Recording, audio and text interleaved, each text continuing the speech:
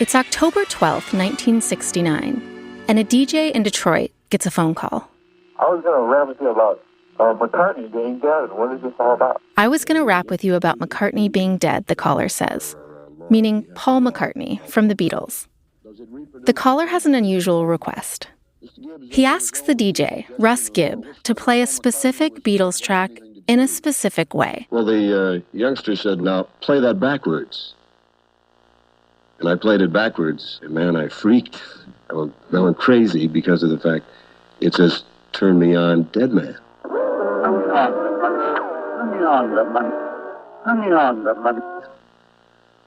I just flipped out.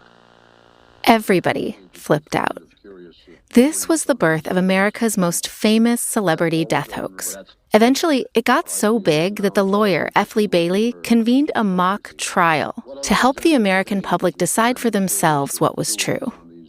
One of his witnesses was Russ Gibb. The switchboard at the station started to light up like crazy, and kids started to call in, but I still had this fellow on the air, and he said, will you play one other thing? And you hear very distinctly at the end, someone saying, I buried Paul.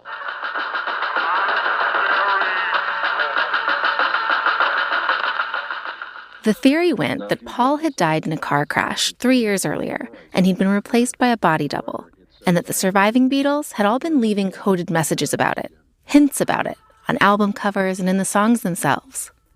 The rumor had been percolating on college campuses. It picked up steam from radio shows. I just got a call from Georgia. Now, this doesn't mean a heck of a lot, except for the fact that the other night I got a call from Indiana. And from a prank story in a student newspaper. The fact that the Beatle Paul may be dead. Within 2 weeks, it had made it to the evening news. All we can report with certainty is that Paul McCartney is either dead or alive. Good night for NBC News. The conspiracy theory couldn't have come at a more obnoxious time for Paul. He'd just had a baby, the Beatles were breaking up, and he was trying to lie low. To be abundantly clear, Paul McCartney was not dead, and the band was not doing any secret signaling. And yeah, John Lennon said he was not saying, I buried Paul. End of Strawberry Fields, I'm saying cranberry sauce. Cranberry sauce, not I buried Paul. He was saying cranberry sauce.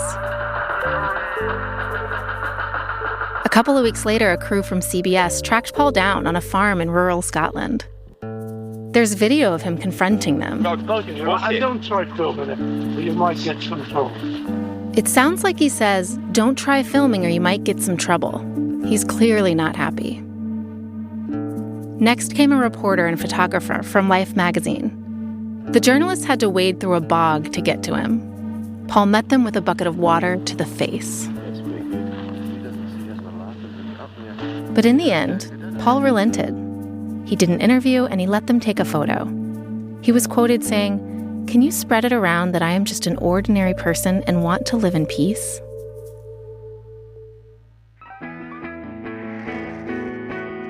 Not so much has changed since 1969. People still love a rumor, and debunking one is just as hard.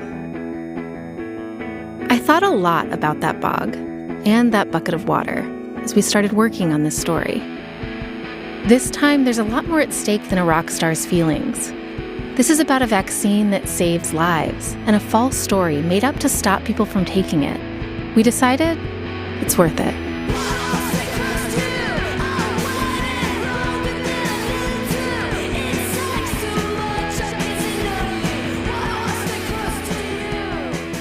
From NBC News, I'm Brandy Zadrozny, and this is Tiffany Dover is Dead.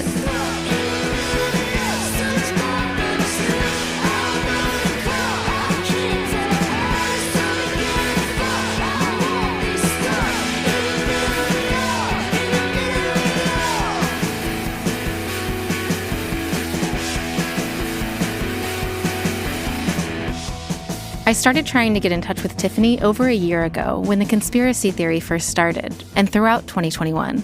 I called, texted, emailed, DM'd her and any of her family I could find. I never heard anything back. Forwarded to an automated voice messaging system. When you've finished recording, you may hang up or press 1 for more options.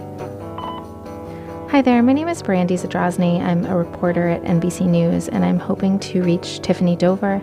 My number is... Welcome to Verizon Wireless. Your call cannot be completed as dialed. Please check the number and dial again. The mailbox is full and cannot accept any messages at this time. Goodbye. I sent Tiffany certified letters to her home and to the hospital. So this means that, I'll know for sure that it was delivered, right? Okay, perfect. Thank you. You have a good holiday. Bye. I checked the confirmation code they gave me every morning until finally, 4 days later, June 21st. Delivered left with individual. So this one was delivered to her last known address. Okay, we'll just wait. I left voicemails all over Alabama and Tennessee, and my producer Franny and I reached out to tons of nurses and doctors at the hospital where Tiffany works. I'd really been hoping for an invitation from Tiffany to come down and hear her story, but I was willing to accept a no thanks. We didn't get either. Not directly, not through an intermediary, just silence. That nothing felt like a door cracked slightly open. So we bought flights. We flew to Nashville and then drove 2.5 hours to Chattanooga in a rented minivan. Oh, look at all those cows. Look. What? Wait, pause for a second because you're going to turn right here. Wait, did you see the pasture with Oh my God, that is yeah, it's a lot of cows. The next morning, we drove another hour up into the hills southwest of Chattanooga, across the Alabama border, to a little town called Higdon. We'd found a bunch of addresses for Tiffany. We pulled up to the first one, the one we thought was most likely hers. It's a one-story ranch house. It's cute. It's got a wreath on the door and a wraparound porch, basketball hoop and a little tractor, a little ride-on John Deere tractor, and a trampoline that has probably seen better days.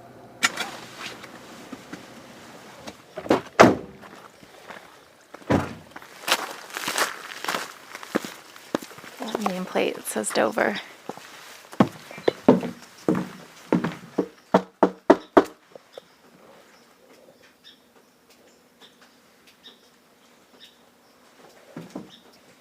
Okay. Do you want to leave her a note? Let's just come back after work hours. We'll try a note then. Okay. So much for attempt number 1. The next logical place for her to be was the hospital. We'd made a lot of calls to CHI Memorial, asking for an interview with Tiffany or, failing that, with a spokesperson. But the calls were a little contentious, and they didn't seem to be going anywhere. We drove to the hospital anyway and called again. When you've finished recording, you may hang up or press 1 for more options. Hey Karen, it's Brandy Zadrozny from NBC. Sorry to keep spamming you. Just doing my job. You understand. I think that maybe we might extend our stay just a little bit. So if that changes anything in terms of access to y'all, we can definitely work with you there. Franny and I didn't feel comfortable going inside without permission. So we just sat there. I don't know, I feel so weird. Just to show up. Is that her? No. You know what we need? Binoculars! We were squinting at nurses as they came off their shifts and out into the parking lot, trying maybe to see Tiffany. It was hard to tell, though. Everybody had hats and winter gear and masks. I mean, we're going to leave soon because I'm not sitting here in the dark. Yeah. But then we thought we saw Tiffany. This is a maybe. Right? I can't. Yep, that's a maybe. Oof, strong maybe. Yes. Tiffany? Oh, sorry. Are you sure that wasn't Tiffany? No, but... You don't think she would say, like, I'm not trying to talk to you? I thought she was like, like, not me. It wasn't like... Okay. All right, let's go. This is a colossal waste of time. I'm feeling frustrated. All right, let's go. Obviously, stakeouts aren't my specialty. But I figured we could use something more productive than lurking. And if I couldn't show yet that Tiffany was alive, I figured we could at least show the inverse, that she's not dead. Death leaves a paper trail, so I set out to see if there was one that led to Tiffany. A note before we do, about voices. We did this trip during another COVID surge, and most of the people are wearing masks. Also, you may notice a change in my accent. I was born and raised in the South, and the more time I spend there, the more I slip back into that way of talking. The y'alls are real y'all. But back to the paper trail. First up was the Hamilton County Medical Examiner's Office. They're legally obligated to investigate and keep records of any unexpected death. This includes deaths that occur in a hospital. I'm trying to figure out how I would go about finding out any information about a person who may or may not have died in December of last year. The name of the decedent again. Tiffany Dover, D-O-V-E-R. You don't have a... You don't have a Tiffany Dover? Okay. Well, that's that. So if Tiffany had died right there on camera at her job in Chattanooga, the medical examiner would have a record of it. But they don't. Next, we went to the Chattanooga Police Department. She supposedly died at CHI Memorial on December 17th, 2020. So let me help you out with this. Bless you.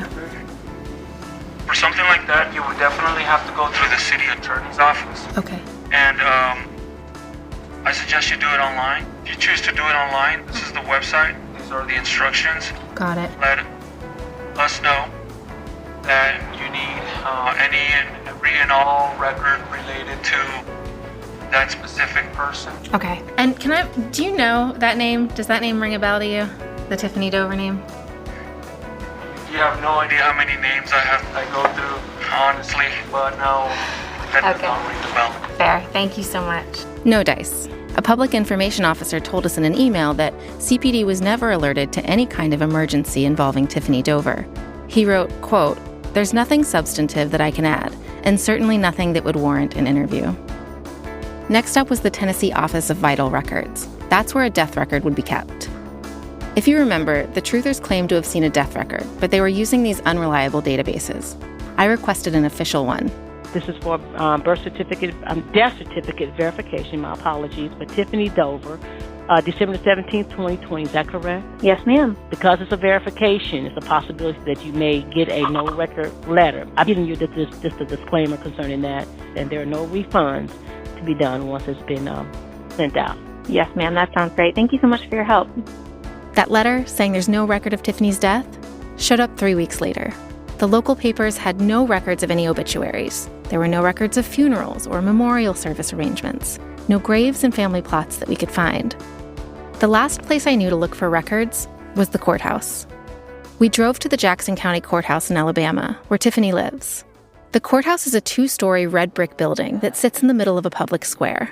The inside is covered in marble. We searched for probate records, criminal records, anything that might provide some information, some new string to pull.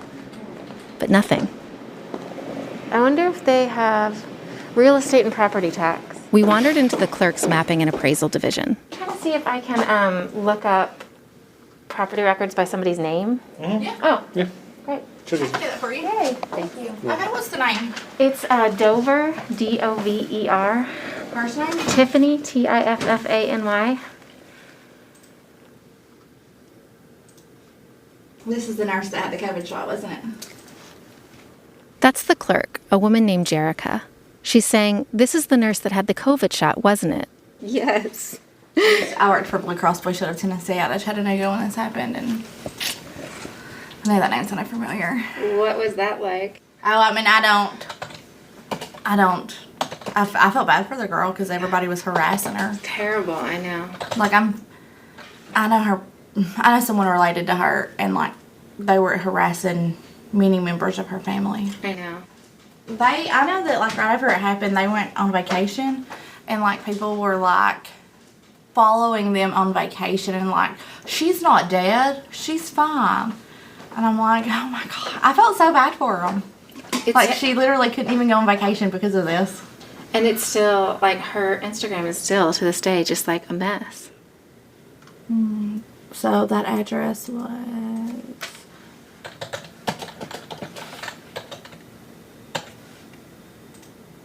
So here it is. Okay. Like, what was you... I don't even know what we were looking for, honestly. Well, this is... So we couldn't talk to... We haven't been able to talk to Tiffany for obvious reasons. Yeah. I totally get it, even though... She is alive. I mean, I do know that. I believe you. That is so crazy that people are still being that crazy about this. I had totally forgot about her until you even you said her name, and then I was like, oh, yep, that's who that is. One witness down. She's alive. I'm so sorry that y'all are having this trouble. No, it's okay. I know it's been, like I said, really tough on that entire family. I'm sure, yeah. But anyway, thank you, Jerica. It's been so nice meeting you. Y'all have a good day. You appreciate it. See you later.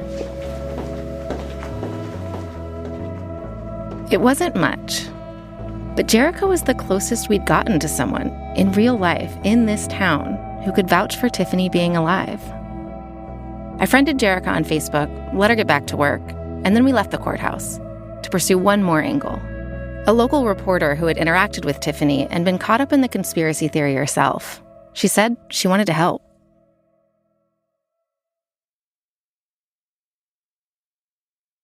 Now, Mary Frances Hoots is live at CHI Memorial, where frontline workers received the first doses of vaccines today. Mary Frances? A good conspiracy theory needs conspirators, outside actors who are in on it. Well, Cindy, that's right. 5 employees right here at CHI. That's Mary Frances Hoots. For truthers, she was a key figure in the cover-up. So really a pretty exciting day. Mary Frances is now the weekend anchor at Local 3 News, the NBC affiliate in Chattanooga. In 2020, she was a cub reporter at the station. I graduated college in 2018 and then took a job here at Channel 3 in Chattanooga about a year and a half after graduation, September of 2019. So this is my first job in news. Mary Frances had covered local news, crime, school board meetings, sports. The Tiffany Dover story forced her onto the conspiracy theory beat. Channel 3 spoke with her moments after she passed out. She said she was fine. CHI Memorial confirmed it was her in that video they released days after she passed out. They confirmed she's back at work and again confirmed she's fine. Mary Frances said that she had taken the story as far as she could, and she was hoping that with our network resources, maybe we could get a little farther. We were both in Chattanooga, but we met over Zoom because of COVID protocols.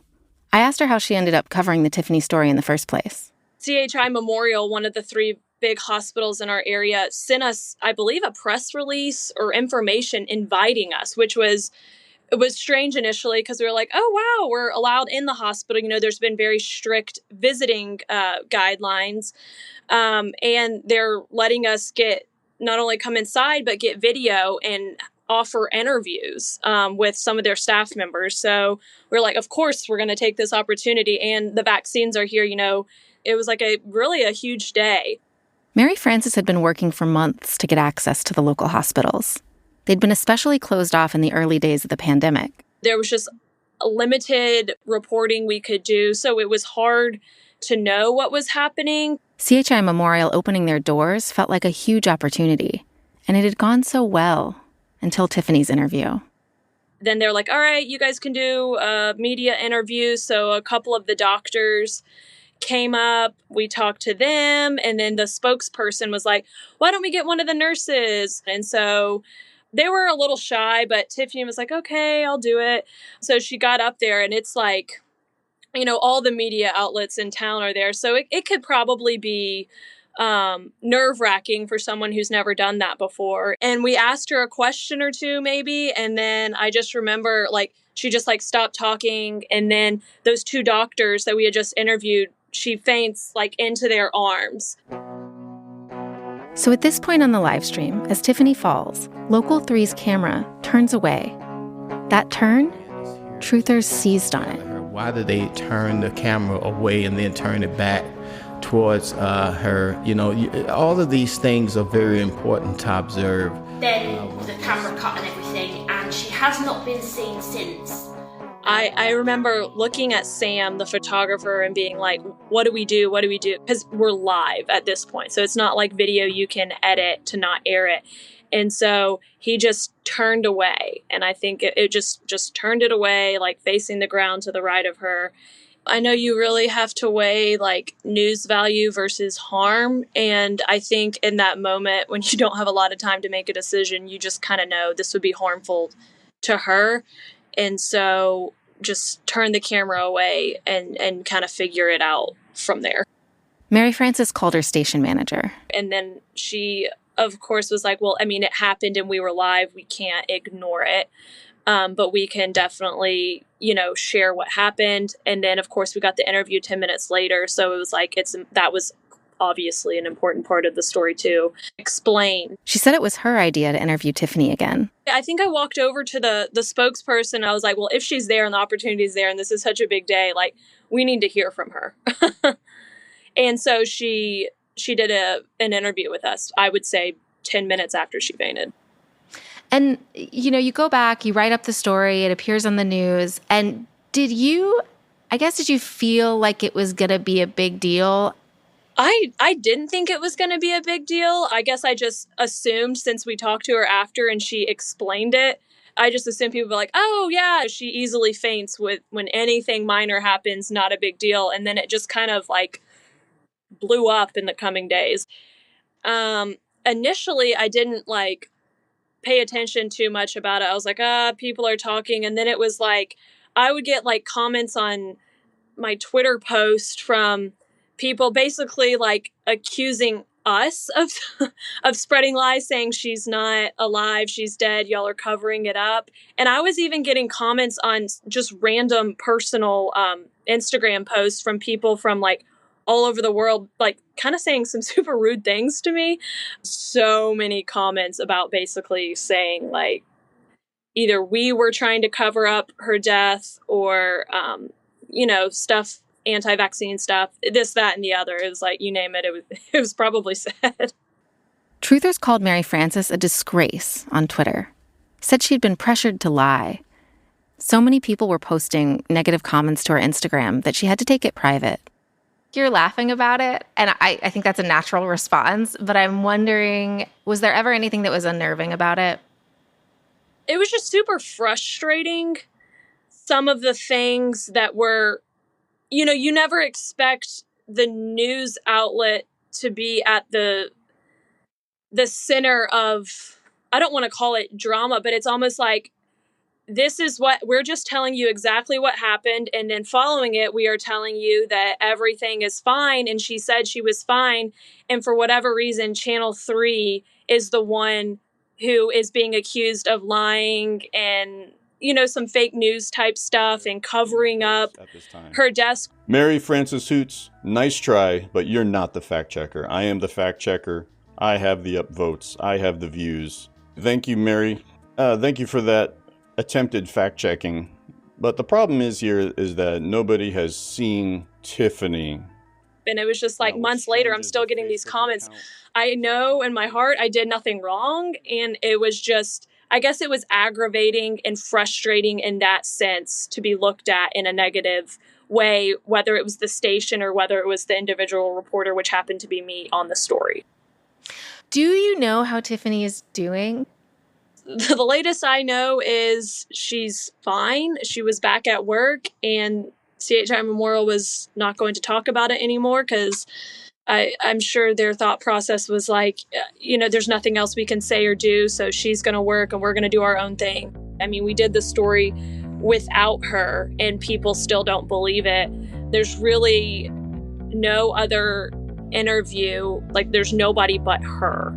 And so if she's not interested in doing it, then I don't know how to debunk the rumors. And just for the record, Mary Frances, are you behind or are you a part of a vast conspiracy to hide the death of Tiffany Dover? I'm not.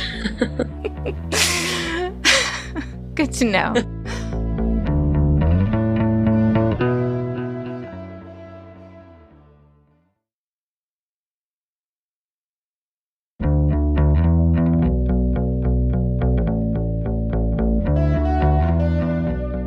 Mary Frances warned us that the hospital was trying to move past the Tiffany Dover story. This much we had already gathered ourselves. We called and called CHI Memorial. They were not playing ball in a Tiffany interview. I spoke a lot with Karen Long, a spokesperson for the hospital. And I guess my question is just, she does not want to do an interview with us personally. Is that right? She has not been doing any media interviews. Because she does not want to do an interview with us. Is that? That's my understanding, yes. Okay. We had a plane to catch, so we gave up. But then, when we were halfway to the Nashville airport, Karen called again. She said she'd do an interview with us. We turned the minivan around. Hey, Karen. Nice to meet you. Thanks for letting us come in. I really appreciate it. Sure. She'd spent the morning at an event promoting cancer screenings. Can you just spell your name for us? Sure. Karen, Karen, Long, Long. And your position here? I'm communications manager for CHI Memorial. Karen talked about the vaccine rollout and answered an important question. Why Tiffany, a person who's known to faint, was chosen to get the vaccine on camera that day. We had received our first dose, so we chose some leaders in the hospital who had been pivotal in our care of COVID patients to receive the first vaccine. Part of that was to help people feel more comfortable if they saw our physicians who care for these patients take the vaccine to instill some trust in the process. So y'all were already thinking about how people might be hesitant to take a new vaccine, and that was the actual purpose for this? Correct. Okay. Can we just talk after the faint? I know she gave a response to the media saying this is why I fainted, but what happened after the cameras turned off that day? The internet went crazy. Phone calls, emails, thousands of, probably tens of thousands of email comments, messages, DMs, you name it. How would you characterize them? I would say some people were legitimately concerned. It was the conspiracy theorist that did not accept the proof. So between her fainting and the video of her sort of talking through that, there are several days, and then there was a response. Sure. So the vaccine event was on a Thursday. All this really snowballed, Friday, Saturday, Sunday. So on Monday, when Tiffany returned to work, all the nursing leaders have a regular meeting in the morning anyway. That's standard part of care. So they came over. It's a staircase. So they lined the staircase. We had signs made that said, "We support Tiffany." We put the date on it, trying to take away any doubt that this was done today. This was not done before the vaccine event, that this was a timely event that we did because so many people were demanding proof of life. It will not surprise you to learn that for a large portion of people, it didn't work. Everything they could try to pick apart, they did. She had her hair done. Her eyes were a different color. The scar that was there last week wasn't there this week. It was one of her friends that was wearing Tiffany's name tag. There have been a lot of accusations of how we killed Tiffany, which is absolutely false. We had inquiries from all over the world, people posting, commenting, media outlets reaching out to fact check, probably more than a dozen international outlets reaching out about this. We have had people who have tried to get into the hospital to prove Tiffany is alive. We have had numerous people call the hospital and ask to speak to her, which is very distracting to the staff, not just on her floor, but kind of nursing, just the hospital in general. It took the focus off why we're here and what we're doing in the middle of a pandemic. At the time, it was in the middle of our first big surge. People are sick and people are dying, and I have other things to do besides prove to you that Tiffany just parted her hair on a different side today. I asked Karen the questions that truthers hung their skepticism on. First, if the hospital was somehow gagging Tiffany. I'm not aware of anything that asked Tiffany not to respond. Then, about that proof of life video. Why not a video of Tiffany sitting in front of a camera saying, "Here is a newspaper, I am alive, please leave me alone"? I think Tiffany was overwhelmed by the response. People were going to her house. They tried to hack her social pages. Her family was brought into this. And we have to keep Tiffany in mind in our response as well and do right by her. So we did a video that she was in and want to respect her boundaries. Is Tiffany alive? Tiffany is alive. Is she disabled or in some way injured from the vaccine? She is in no way disabled or injured. Do you know why she's stopped posting on social media? She was harassed. Her family was harassed. She's, the response was overwhelming. And everything she has done has been under scrutiny. Tiffany actually did come up for air on social media in February, 2 months after her faint. She posted twice from a family vacation in Colorado, a sunset, and a carousel of pics and a video of her with family. Tiffany's Instagram profile, which was once followed by a couple of hundred people, now had over 40,000 followers who lit up the comments. Not with relief, but with more skepticism. Truthers said that they were old pictures, posted to make it look like she was alive. Others noted the ski helmet and the mask, to hide an imposter, they said. Everyone jumped on Tiffany's caption. She wrote, "Meet me on the other side of paradise." And that was it. Do you see an end to this? To the conspiracy theories? Yeah.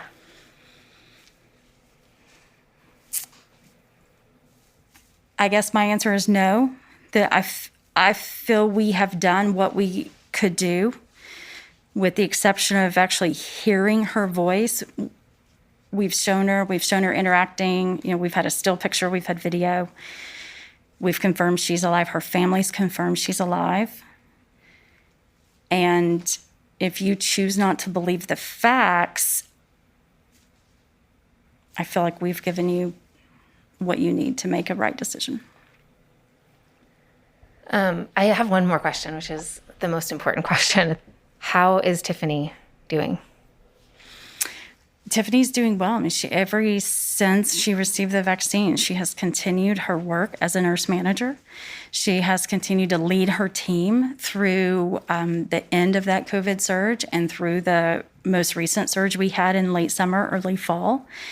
And that has been her focus, of getting her team through some really difficult and challenging days. And this was as much as the hospital was willing to give us. They made it clear they weren't going to make Tiffany available. They weren't going to make anyone else available either. They were done. But we weren't. So we tried Tiffany's house again, first thing on a Wednesday morning. This time there were signs of life. Okay, so cars in the driveway. We've never seen cars in the driveway before. As usual, we were torn between our mission as journalists and our desire not to be stalkers. Do you want to go and come back? Or park down the block? Is it weird to just idle here? Oh, look. Somebody's opening their shop. All right, well, I guess that answers the question. Turned out it was carpool time, and people were going back and forth between the house and some trucks in the driveway, as we stood in the front yard, politely trying to get a grown-up's attention. Hi, my name's Brandy. I'm from NBC News. I'm wondering, is your mom home? After a couple minutes, a woman came out with all the kids and walked up to us. Can I ask y'all how long y'all are in town for?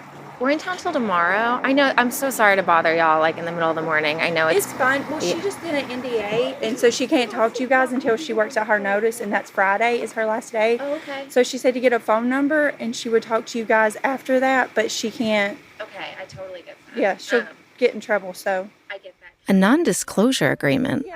That was new. From day one, truthers had been saying that the hospital was trying to silence Tiffany and her family. Karen Long, the hospital spokesperson, told us, quote, "I am not aware of any type of NDA." I wrote back with follow-up questions, including whether Tiffany had in fact given her notice. Karen replied that it's hospital policy not to comment on employment status. I get that. Can I text you my number? Yeah. And I'm sorry, what's your name? Ashley. Ashley. Are you her sister? I'm sister-in-law. Thank you so much. Yeah. I'm really sorry to bother you. We were elated. I'd waited a year to hear from Tiffany. What was a few more days? The problem is, conspiracy theories don't wait. They don't stop or stay in one place just because we want them to. They travel, they metastasize. And where this conspiracy theory landed, that's next time on Tiffany Dover is Dead.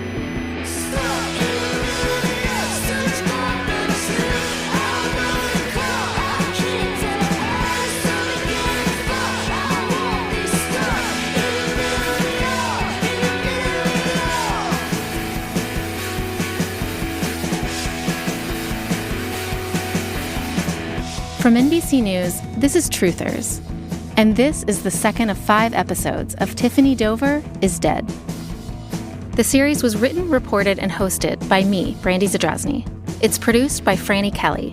Our associate producer is Eva Ruth Moravec. Sound design by Rick Kwan. Original music by Alicia Bagnano of Bully. Bryson Barnes is our technical director. Reed Cherlin is our executive producer. Madeline Herringer is our head of editorial. Footage courtesy of Local 3 News, WRCB in Chattanooga.